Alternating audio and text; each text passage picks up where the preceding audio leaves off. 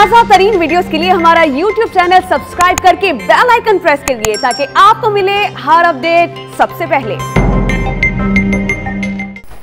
अगवा के मुकदमे में नामजद मुलजिम जमानत खारिज होने पर लाहौर हाई कोर्ट से फरार हो गया है। इस मुताबिक तफसीलात जानते हैं डॉन न्यूज के नुमाइंदे राना बिलाल से।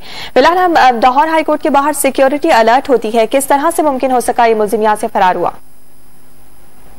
मुकदमे में नामजद मुलजिम जो है उसकी आज लाहौर हाई कोर्ट में दरखास्त जमानत पर समाप्त हुई और जैसे ही अदालत ने मुलजिम की जमानत खारिज की तो मुलजिम लाहौर हाई कोर्ट से फरार हो गया। मुलजिम ने दरखास्त जमानत का फैसला सुनते ही अहाता अदालत से दौड़ लगा दी और पुलिस एहलकारों को चकमा देकर फरार होने में कामयाब हो गया। तो इस मुलजिम के खिलाफ उकाड़ा पुलिस ने मुकदमा दर्ज कर रखा है और मुलजिम ने मुख्तलिफ मुकदमा किया है, जैसे जो सरकारी वकील है उनकी जानब से दरखास्त जमानत की मुखालफत की गई थी।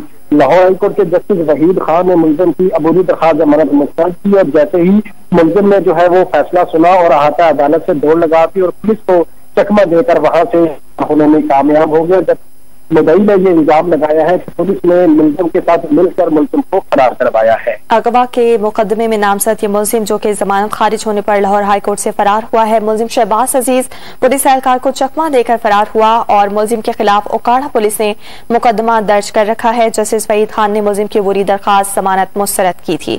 बहुत शुक्रिया राना बिलाल, आपने तफसीलात से आगाह किया।